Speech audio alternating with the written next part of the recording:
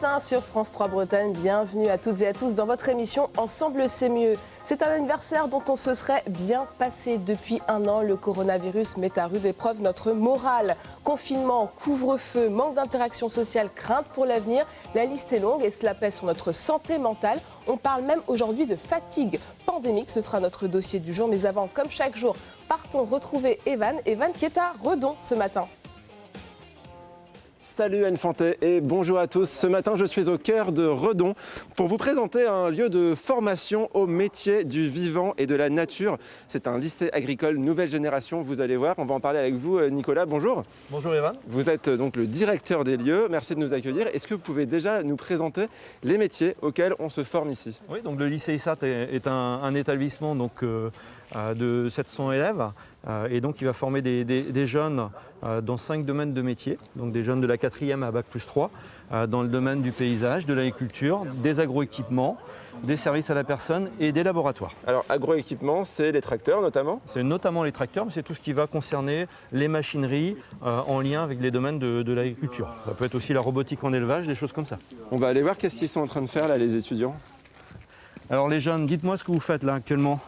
On apprend le fonctionnement d'un turbo. D'un turbo. Là, votre objectif, c'est de découvrir peut-être les pannes sur... Oui, c'est ça. C'est ça? Ah bah c'est bien, vous êtes en train de me remplacer au niveau des questions, parfait. Non mais merci beaucoup en tout cas. Maintenant on va aller, je reviens vous voir Nicolas. On va aller voir Vivien qui a l'air d'être en train de passer son... T'es en train de passer ton permis tracteur, Vivien? Non, pas vraiment. Qu'est-ce que tu es en train de faire? On est en TP mécanique, on apprend à réparer un tracteur, non?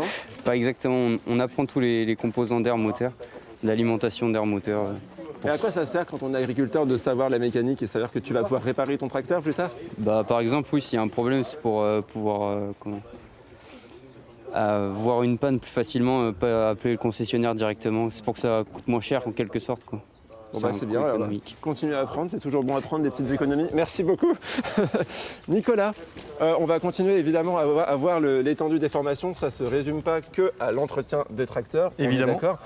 Expliquez-nous un petit peu combien de temps durent les formations et quels sont les diplômes que l'on prépare ici. Voilà, donc les jeunes arrivent en formation professionnelle en seconde et puis si on prend le sujet de l'agroéquipement, les jeunes peuvent passer jusqu'à 6 ans dans l'établissement. Donc le bac professionnel, le BTS, et puis donc on a ouvert avec mon directeur adjoint l'année passée donc une licence professionnelle sur tout ce qui va toucher aux technologies dans l'élevage, aux économies d'énergie, aux énergies futures, des choses comme ça. Vous parlez du futur, justement, il y a une vraie volonté de la part de l'équipe pédagogique de former aussi les jeunes à l'agriculture de demain ici. Évidemment, on est un établissement où l'équipe a à cœur d'aller explorer des champs nouveaux. Et c'est... Voilà, Et est-ce que les jeunes, ils ont un pied dans le monde du travail déjà? Ces jeunes-là sont en formation professionnelle et pour beaucoup sont issus, à peu près 50% des jeunes sont issus du milieu agricole. Donc, mais c'est aussi sympa parce qu'on a des jeunes qui ne connaissent pas et qui viennent découvrir nos formations et qui apportent aussi un regard qui peut être différent parfois sur nos métiers. Bon, et vous proposez aussi des opportunités de partir à l'étranger. Dans quel pays notamment, rapidement? Voilà, donc très rapidement, on propose des destinations type Belgique, l'Angleterre, le Maroc, les Pays-Bas et puis des gros projets aussi vers le Canada. Et l'agriculture, eh bien, ça se passe aussi en laboratoire. On va tout de suite aller retrouver des étudiants et des étudiantes qui préparent la conversion bio de terre autour de Redon. Elles vont nous en parler mieux que moi, j'ai jamais été très bon en physique-chimie. À tout à l'heure. À tout à l'heure, Evan. Cela fait un an que l'on vit avec le Covid-19. Peut-être ressentez-vous une grande fatigue mentale, toujours un peu démotivé, du mal à vous projeter. Vous souffrez sans doute d'une fatigue pandémique. On vous explique ce que c'est. Ça va? Ras-le-bol de ce virus. Près d'un Français sur 3 n'a pas le moral. Confinement, couvre-feu, manque d'interaction sociale, menace sur l'emploi ou encore peur de la maladie. Depuis près d'un an, c'est pas la fête. Pour Santé publique France, la santé mentale des Français reste dégradée avec un maintien à des niveaux élevés des états dépressifs, des états anxieux et des troubles du sommeil. Les plus touchés par cette fatigue pandémique sont les jeunes, les personnes âgées et les enfants. Des psychologues s'inquiètent même d'un possible effondrement psychique, accompagné d'un rejet des mesures sanitaires. Pour éviter cela, l'OMS incite à bien prendre en compte cette fatigue pandémique. L'organisation recommande aux États de privilégier l'explication et la transparence plutôt que l'interdit et le répressif. Elle encourage l'implication de la société civile et les initiatives, notamment au niveau local, qui permettent de continuer à vivre normalement tout en se protégeant du virus. Ok, on est fatigué, mais on positive.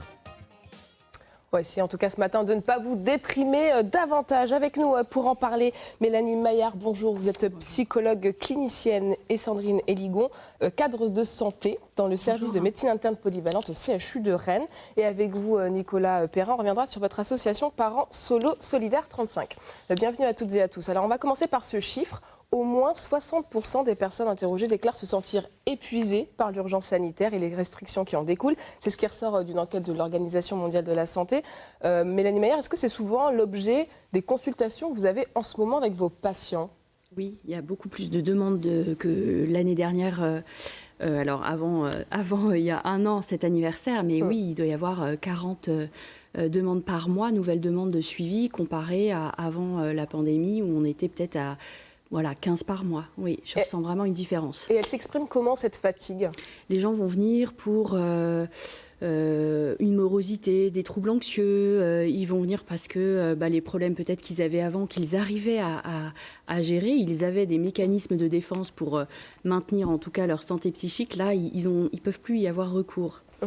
Donc voilà, il y a vraiment majoritairement le stress des changements, de la difficulté à se projeter, à faire cette lassitude. La crainte aussi pour l'avenir, j'imagine. Est-ce que ça touche plus les femmes que les hommes ou c'est... Alors peut-être que je ne pourrais pas répondre à est-ce que ça touche plus les femmes que les hommes, parce qu'il y a beaucoup plus de femmes qui vont consulter que d'hommes en général.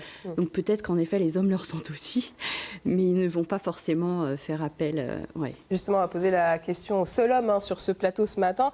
Comme tout le monde, vous ressentez cette fatigue, Nicolas Perrin, d'autant plus que vous êtes parent solo ? Tout à fait.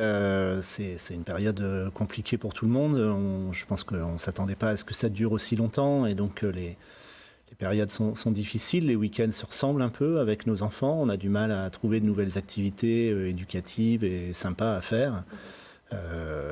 Malgré tout, la grande chance qu'on a dans cette histoire, c'est que les enfants ne sont guère concernés par le Covid, en tout cas, et ça, c'est quand même une grosse source de soulagement. Et est-ce que malgré tout, ils ressentent cette fatigue, vos enfants ? Ils ressentent une fatigue surtout de craindre que l'école s'arrête. C'est ce que, en tout cas, mes enfants ressentent. Sandrine Héligon, alors vous, ça fait 1 an que vous êtes en première ligne face au Covid au CHU. Cette fatigue pandémique, elle vous touche de plein fouet ? Oui, elle nous touche de plein fouet parce qu'en fait, ça fait 1 an qu'on est dans une tension forte à l'hôpital, où on doit réajuster nos organisations sans cesse. Et puis, on est obligé aussi de s'adapter, de réorganiser sans arrêt. On a l'impression de faire un pas en avant et puis on fait 3 pas en arrière. Mais pour reprendre en fait ce que me disait une infirmière il n'y a pas longtemps, c'est qu'on vit, on mange, on dort Covid, on parle Covid tout le temps, et du coup cette nécessité de voir autre chose, quoi. Et ce que vous me disiez en préparant cette interview, c'est que finalement cette fatigue, vous la ressentez seulement depuis 1 mois, ce qui est assez étonnant. Alors en fait, oui, depuis 1 mois, je sens que je suis peut-être parfois moins patiente, mais jusqu'à présent, j'arrivais à gérer en fait ces alternances d'adaptation. Donc du coup, la nécessité aussi d'avoir ces petits moments où on fait autre chose. Ouais. Et justement, dans cette épreuve, vous avez pu vous appuyer sur les services d'une psychologue, aussi bien pour les patients que vos collaborateurs. Ça a été un élément déterminant aussi ? Alors en fait, sur la première période du Covid, effectivement, on a eu la chance d'avoir une psychologue qui nous a aidés non seulement pour les patients, mais aussi pour les familles. Et puis, donc on a essayé d'utiliser des nouveaux outils. Donc les patients pouvaient appeler en direct sur une ligne la psychologue, donc ce qui permettait aussi de maintenir ce lien. Et puis, autre chose, c'est que l'on a eu l'intervention de l'équipe mobile aussi de soins palliatifs et du CHU de Rennes qui a été en fait une aide précieuse parce qu'on a eu beaucoup de décès et du coup, c'était important que l'on puisse échanger là-dessus. Et justement, comment on évacue ces émotions qui sont fortes, qui sont parfois graves aussi ? Eh bien, on les évacue quand on se retrouve ensemble, même si on ne doit pas non plus se retrouver dans des lieux trop clos. Mais en tout cas, nous, on a ajusté nos temps de pause, on a investi un couloir. Et puis, on essaye aussi de parler de la vie quotidienne et de nos enfants. Voilà. Et c'est ça, c'est ces moments où, du coup, on essaye d'extérioriser. Et puis, les staffs, on met des staffs réduits, mais du coup, on a en tout cas, vous êtes très soudés, c'est ce que j'ai compris. Alors, la fatigue pandémique, c'est une expression qui peut faire peur. Est-ce que c'était important de mettre les mots sur des choses comme celle-ci, de par une institution comme l'OMS ? Est-ce que c'était important de souligner cela ? Oui, moi je pense que c'est important parce que ça vient légitimer un peu les ressentis de chacun. C'est vrai qu'il y en a qui peuvent éprouver de la culpabilité à ressentir cette fatigue, cette morosité, cette lassitude, cette perte d'envie et de plaisir dans la vie qui ressemble à des affects dépressifs parce qu'ils disent mais je suis en maison, j'ai un jardin, voilà, je peux continuer à télétravailler ou au contraire je ne télétravaille pas mais je ressens ça malgré tout. Donc ça vient quand même mettre un mot sur normaliser quelque chose que tout le monde ressent. Oui, je pense que c'est important. Pour des soignants, une institution comme l'OMS qui prend ça au sérieux, c'est un début de soulagement, c'est important que ce soit dit. C'est important que ce soit reconnu surtout, parce que on ne peut pas voir, on ne peut pas comprendre, non, c'est normal de ce que l'on vit, et du coup que ce soit dit de façon beaucoup plus officielle, ça c'est une reconnaissance en fait. Ouais. Alors on a reçu quelques témoignages de nos téléspectateurs qui nous racontent comment ils traversent cette période. On va écouter Cyrielle justement. Moi, ce que j'ai essayé, c'est vraiment d'être le plus positif possible pour moi-même déjà et aussi pour les autres. Donc j'ai vraiment travaillé sur moi, je me suis recentrée sur moi, j'ai fait des activités totalement différentes. J'ai appris énormément de nouvelles choses, notamment sur le développement personnel. Et je pense qu'il faut vraiment essayer de s'entourer des bonnes personnes, ne pas hésiter justement de demander de l'aide parce que je pense que c'est très très important, surtout dans cette situation-là. Il ne faut pas rester seul. Et voilà, en tout cas, j'espère que ça va vite s'arrêter. Mais voilà, il faut essayer de voir les choses positivement, même si pour certains, c'est plus difficile que d'autres. Merci Cyrielle pour votre témoignage. C'est vrai que c'est difficile pour certains d'éprouver des émotions positives comme arrive à le faire Cyrielle. Comment on fait pour moins ressasser le négatif et se concentrer sur le positif ? Alors déjà, il y a notre fonctionnement de départ, c'est-à-dire que quand au début on a commencé cette pandémie, il y en a qui en avaient en tête. Je me souviens qu'il y avait un article d'un virologue qui disait on en a pour 18 mois, 2 ans un virus. Voilà, donc il y en a qui avaient ça en tête et donc qui ont rassembler leurs ressources pour 18 mois, 2 ans. Et il y en a qui n'avaient pas ça en tête et qui avaient, premier confinement, c'est le 11 mai. Donc ils tiennent bon jusqu'au 11 mai. Voilà. Après, il y a cette espèce de vie qui reprend un petit peu, pas comme avant. Mais voilà, on va à chaque fois puiser dans les ressources, deuxième vague, et puis maintenant une troisième vague. Donc ça vient puiser à chaque fois dans les ressources. Ça fait vraiment les montagnes russes. Et je pense qu'en effet, les gens vont s'épuiser plus facilement avec un système qui est plus à court terme, on va dire. Déjà, dans un premier temps, c'est d'aller peut-être identifier un petit peu son propre fonctionnement et qu'est-ce qu'on avait pu mettre en place et voilà, comment c'était... Il faut arrêter avec les dates limites, se dire le 11 mai c'est terminé, en 2021 c'est terminé, je pense. Vous êtes d'accord, Sandrine Héligon ? On espère.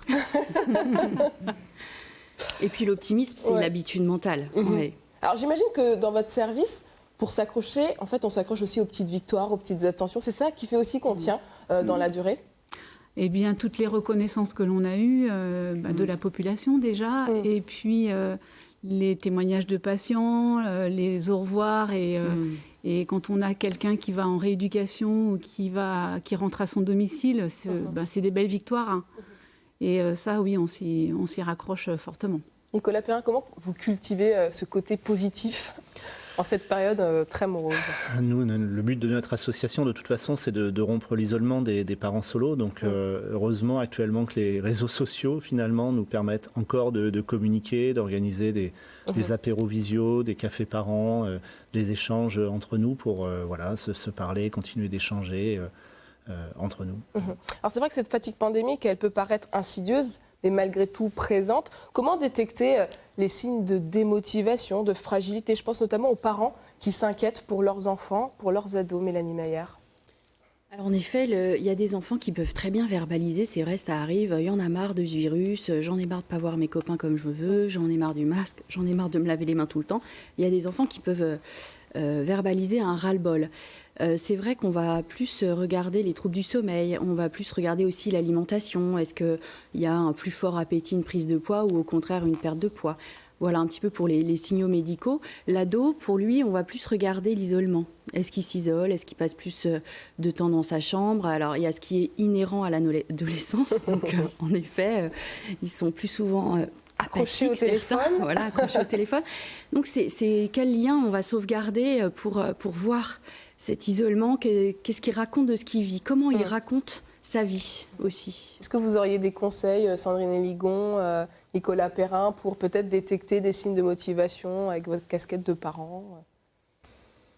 C'est l'isolement pour moi. Enfin, faut toujours garder, même si on est restreint dans nos activités, c'est de s'autoriser à aller courir, à faire quelques activités qui ne sont pas forcément l'idéal, mais en tout cas, ça permet de s'aérer d'une manière ou d'une autre. Alors, notre téléspectatrice, Cyrielle, parlait tout à l'heure du fait qu'elle avait aussi réussi à se recentrer sur elle. Cette crise, est-ce qu'elle nous oblige à nous interroger sur nous, nos relations aux autres, nos résiliences et nos forces, Sandrine Héligon? Moi, je suis persuadée que cette pandémie ne nous laissera pas indemnes, en tout cas. Les forces et les faiblesses, on a bien réfléchi, en tout cas moi personnellement, cette nouvelle adaptation dans le soin, ça permet de mettre en exergue plein de choses, et notamment c'est cette résilience organisationnelle en fait. C'est de pouvoir s'adapter, avoir identifié des choses auprès de nos patients aussi, parce que notre nouvelle façon de les prendre en charge nous aura permis de revoir un petit peu notre façon de travailler, et effectivement de mieux prendre en compte l'ensemble de ces choses-là.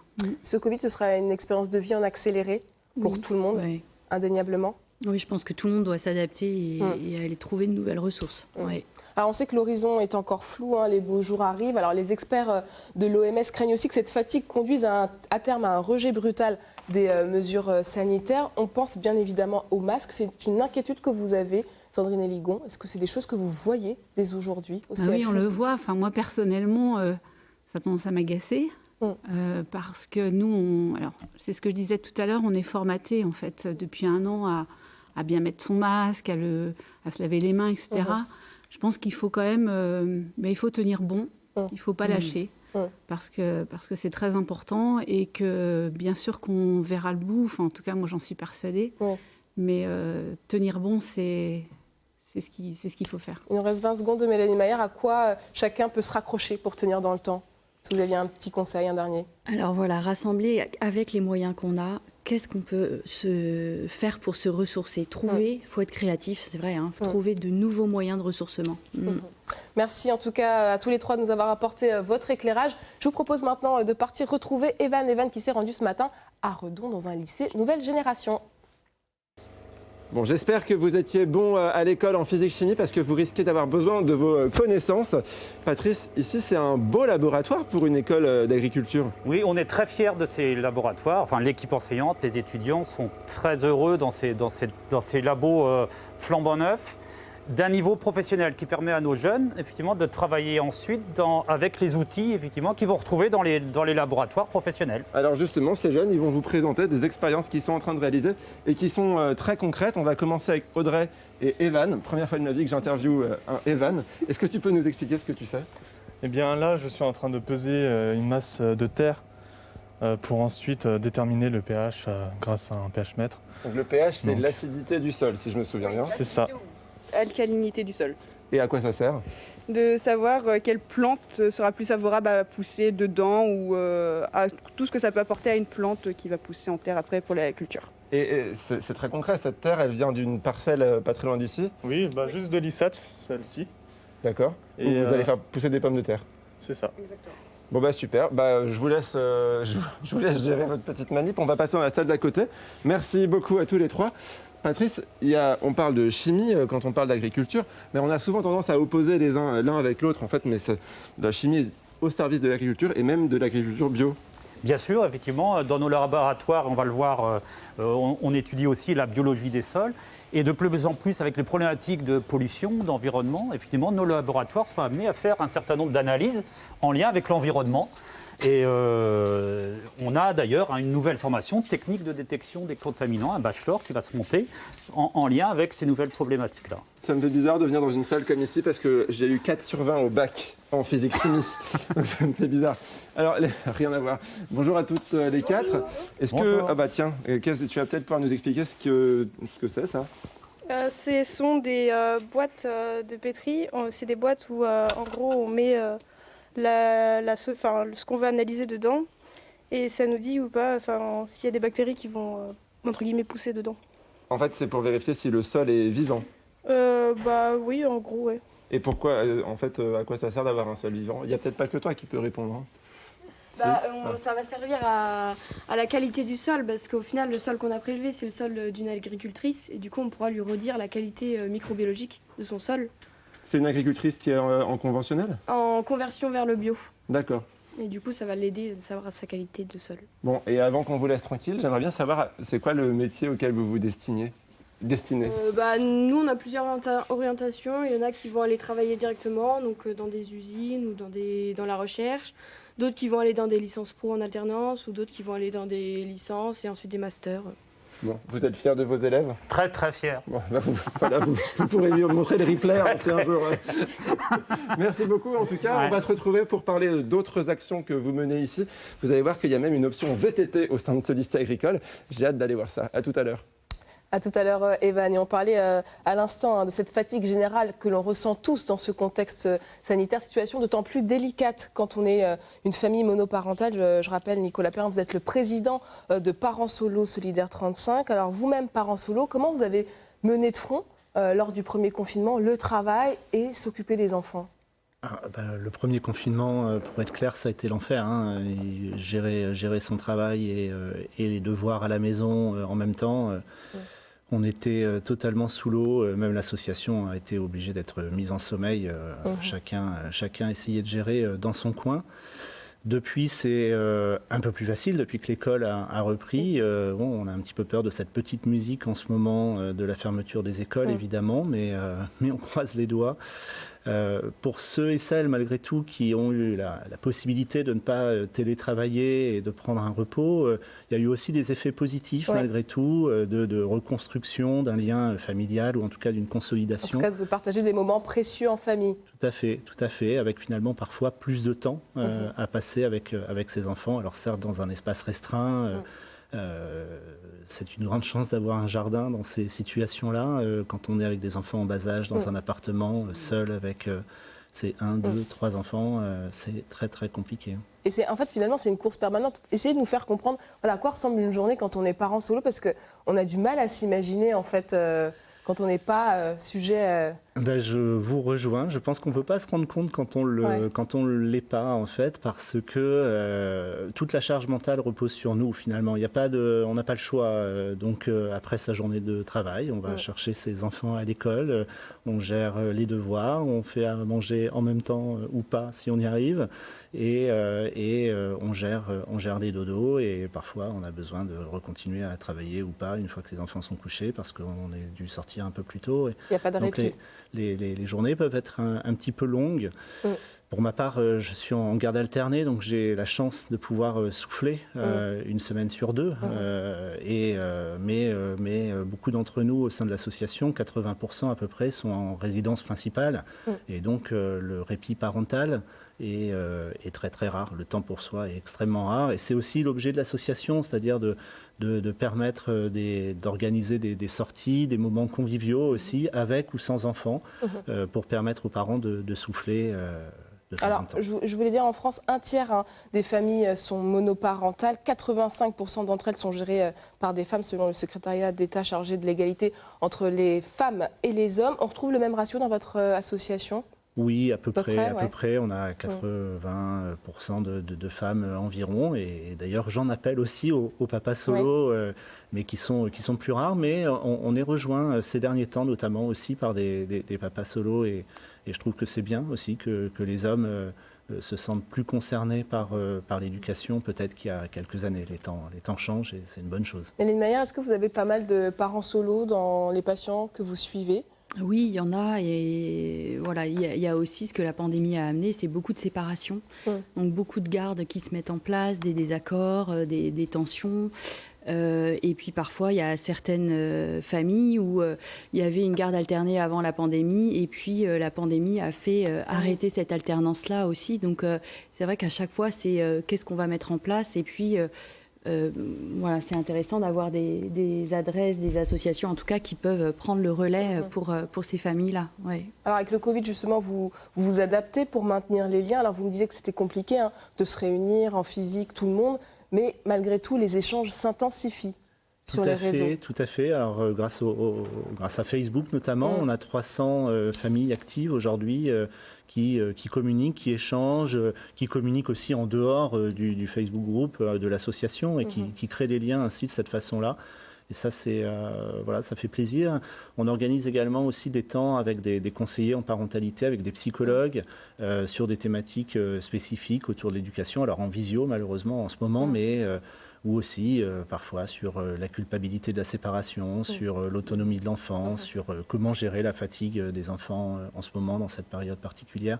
Et ça nous fait du bien, ça nous permet de s'écouter, de donner nos sentiments, et c'est une chose importante. Est-ce que vous diriez que le Covid a mis en lumière les difficultés des familles monoparentales ? On se souvient tous de la polémique qui avait eu lieu sur les vigiles qui refusaient à des mamans avec leurs enfants d'entrer dans les magasins lors du premier confinement. Est-ce que vous avez l'impression qu'on va bouger avec le Covid sur la situation des familles monoparentales ? Eh bien, je l'espère, parce que cette illustration était tout à fait scandaleuse, mais montre bien en réalité que la société est très organisée autour de familles nucléaires et finalement très peu pour des parents solos. On n'est pas prioritaire en crèche, on est prioritaire dans aucun type de rendez-vous, ne serait-ce qu'administratif ou chez des médecins, alors que ça pourrait s'envisager. Dans les faits, on n'a pas quelqu'un à la maison qui peut s'occuper des enfants alors qu'on doit faire un rendez-vous. Donc tout s'enchaîne particulièrement vite pour des parents solos. Je pense qu'il y aurait des petites choses à changer. Pour vous, l'institution doit revoir ses grilles de lecture, c'est indéniable. Par exemple. Merci beaucoup Nicolas Perrin pour votre témoignage. Et pour soulager les familles, on le sait, parfois il est difficile de trouver des relais. Vous le disiez à l'instant, dans les cas d'extrême urgence ou dans le cas d'une famille monoparentale. Dans notre boîte à idées du jour, on vous présente cette initiative de SOS Garde d'enfants.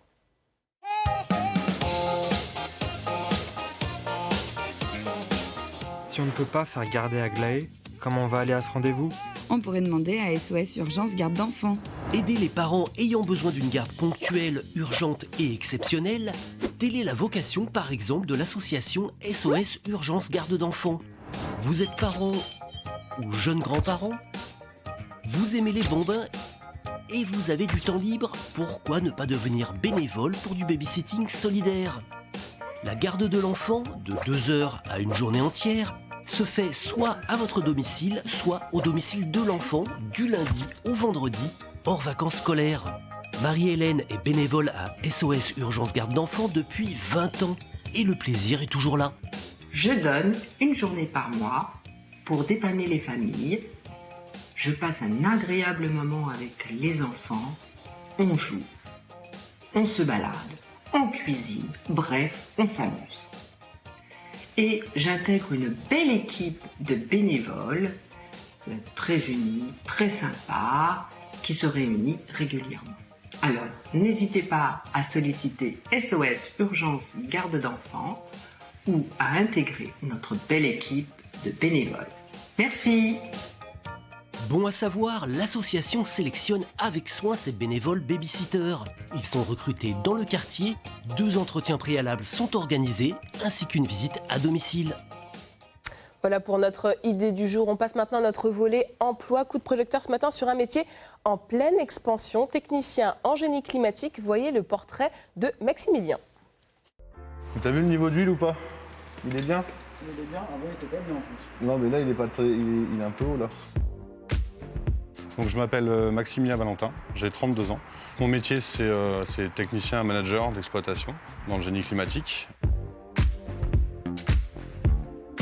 Mon métier, c'est de gérer, d'exploiter, d'optimiser l'installation bois qui gère la chaleur de la ville en fait, de manière renouvelable. Ça a le contrôle de la biomasse. Ça va permettre au chef de car en fait, de gérer l'installation, d'avoir une vue en fait, sur tout ce qui est éléments principaux vraiment de l'installation. Il faut protéger notre planète pour nous, pour nos enfants. Et c'est ce que chacun ici a à cœur. Donc on pérennise au maximum la biomasse puisque c'est une énergie verte tout simplement. Je suis très fier de travailler dans cet univers et de contribuer à rendre la planète plus propre. C'est pour demain, quoi. Donc ici on est dans le silo de stockage de bois. On va contrôler l'humidité et la granulométrie du bois. Et on va venir le ranger en zone en fonction de ça, de manière à pouvoir optimiser le feu dans le foyer de la chaudière. Mon métier, c'est également de manager une équipe de 9 personnes. Cette équipe, du coup, elle est là pour faire pérenniser l'installation et pour assurer en fait à nos clients de la chaleur et de l'électricité sur toute la ville, y compris en été, puisqu'en été, on a besoin d'eau chaude également.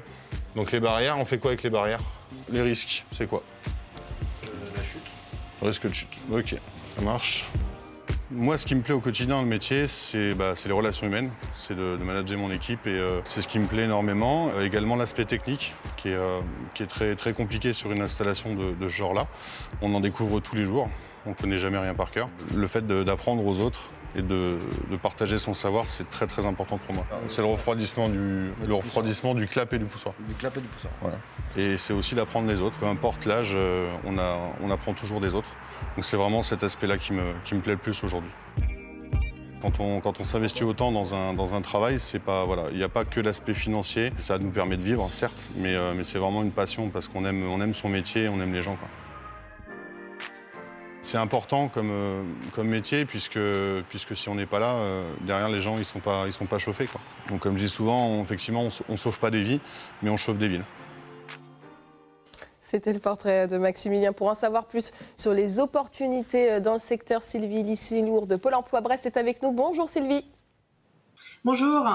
Alors on vient de le voir, le technicien de maintenance en génie climatique, c'est le spécialiste un petit peu des appareils de climatisation, chauffage, ventilation. Quelles sont ses grandes missions, Sylvie ? Alors, comme le disait Maximilien dans l'émission, le rôle des techniciens chauffagistes est de vérifier que toutes les installations fonctionnent bien en termes de climatisation, ventilation et chauffage, et dans tout type de lieux, entreprises, collectivités, écoles, bâtiments. C'est vraiment très varié. Et quels sont les diplômes requis pour exercer ce métier ? Alors, pour exercer le métier de Maximilien, il sera demandé d'avoir un bac pro à la sortie d'un BTS en fluide, énergie et domotique, suivant la spécialité de la personne. Mais on peut également exercer comme chauffagiste à partir d'un bac pro en 3 ans. Après les diplômes, quelles sont les qualités humaines qui sont indispensables à ce métier ? Alors aujourd'hui, comme le disait la personne, je dirais que le relationnel est très important puisque la personne est en relation avec les chefs d'entreprise, les salariés, son équipe. Mais on aura aussi besoin de personnes qui auront le sens des responsabilités puisque ce sont eux, le technicien chauffagiste et génie climatique, est responsable de la sécurité des installations qu'il met en place. Est-ce que c'est un secteur qui recrute en Bretagne ? Oui, alors actuellement en Bretagne, nous avons 550 offres de chauffagistes et 20 offres de techniciens génie climatique. Et pour ces offres-là, généralement, on a autant de candidats que d'offres d'emploi. Donc le métier est porteur. Et à quel salaire peut-on commencer ? Aujourd'hui, le salaire mensuel moyen sera de 1 700 € brut. Un dernier conseil, Sylvie, pour celles et ceux qui souhaitent s'engager dans cette voie ? Alors, il va falloir être tenace et être ouvert aussi aux différentes spécialités parce qu'aujourd'hui, le métier recrute dans différents secteurs, donc fluide, énergie, domotique, maintenance. Donc, je dirais que la curiosité, l'ouverture d'esprit, l'agilité intellectuelle sera nécessaire aussi pour ces études-là. Merci beaucoup Sylvie pour tous ces compléments d'infos. Allez, on part retrouver une dernière fois Evan. Evan qui s'est rendu ce matin à Redon. Là, j'ai intérêt à me tenir à carreau. Je suis avec les 2 directeurs du lycée ISAT de Redon. Alors, messieurs, c'est assez marrant pour un lycée agricole. On est en plein cœur de la ville. On voit le clocher de Redon juste là-bas. Est-ce que c'était une façon d'envoyer un message comme quoi l'agriculture d'aujourd'hui et de demain, elle est en lien aussi avec le milieu urbain?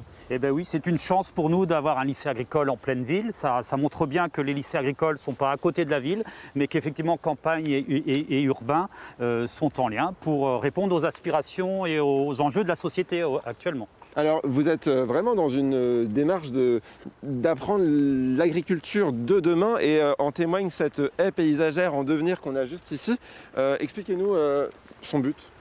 La haie illustre bien effectivement l'agroécosystème. Aujourd'hui, les formations agricoles enseignées à produire autrement nous amènent effectivement à amener les élèves à comprendre dans quel agrosystème ils sont pour adapter leur manière de cultiver. L'exemple de la haie, elle abrite par exemple des auxiliaires de culture qui vont permettre de protéger nos cultures à côté. Par exemple, la coccinelle et le puceron par exemple. Ça évite d'utiliser des produits chimiques. Ça évite d'utiliser des produits chimiques. Et alors, autre projet hyper sympa qui est porté ici, c'est ce champ de pommes de terre, en devenir également, pour fournir la cantine. Nicolas, vous pouvez nous en parler. Voilà, donc moi j'ai la chance de travailler avec un directeur adjoint qui a la même fibre et le même souci de faire évoluer l'établissement vers de l'expérimentation. Et c'est un projet dans lequel on a essayé d'impliquer un certain nombre d'élèves de différentes filières. Et donc l'objectif, ça a été tout simplement de fabriquer du matériel adapté pour pouvoir planter ces pommes de terre. Et puis donc ces pommes de terre vont être une fois produites, en fait, vont être servies à table donc pour nos élèves. Et en fait, l'idée, rapprochez-vous un peu, l'idée c'est aussi de les former au circuit court, ces jeunes. Alors effectivement, on est vraiment dans un exemple type de l'alimentation locale, puisque effectivement, ce qui va être produit là peut aller dans la restauration collective, dans notre cantine, en direct. Vous faites aussi partie d'un programme un programme de territoire lié à l'alimentation, très brièvement, on peut en parler. C'est dans le cadre du plan alimentaire du territoire que ce projet est né. Et effectivement, l'un des premiers objectifs, c'est de consommer local. Donc c'est pour ça qu'on a souhaité lancer ce genre de projet, cultiver des légumes pour le manger sur place, ou quasiment sur place. On sent bien que les agriculteurs de demain sont bien formés ici à Redon. Et en plus, ils ont de quoi bien s'amuser. On voit derrière nous des jeunes en train de faire du VTT. Ça fait partie d'une des 5 options que les jeunes peuvent prendre ici. Vous pouvez peut-être nous donner... Le lycée ISAT est un lycée sportif et ouvert sur l'international. Donc on avait une demande de nos jeunes de pouvoir pratiquer du vélo et de valoriser leurs compétences lors du diplôme. Et donc ce pump track existe depuis 2 semaines et fait le bonheur de nos jeunes vététistes. Il y a 4 autres options. Voilà, donc on a des options type apiculture. On va avoir le foot féminin, masculin, l'engagement citoyen, la mobilité internationale qui est présente de façon forte dans l'établissement, l'apiculture, et puis on a d'autres projets qui vont voir le jour d'ici la rentrée prochaine. Bon, en tout cas, merci à tous les deux pour cette visite hyper instructive. On va libérer aussi les jeunes parce qu'ils ont un cours de français qui les attend maintenant. Et puis moi, je vous souhaite une très bonne journée. À très vite. Salut! Merci beaucoup Evan, merci à tous nos invités d'avoir été avec nous ce matin et surtout on ne culpabilise pas d'être fatigué en ces temps moroses. Demain on s'intéresse au biomimétisme ou comment s'inspirer de la nature plutôt que de la détruire. Vaste programme ambitieux. À suivre dans quelques instants votre journal régional. Je vous souhaite une très belle journée sur France 3.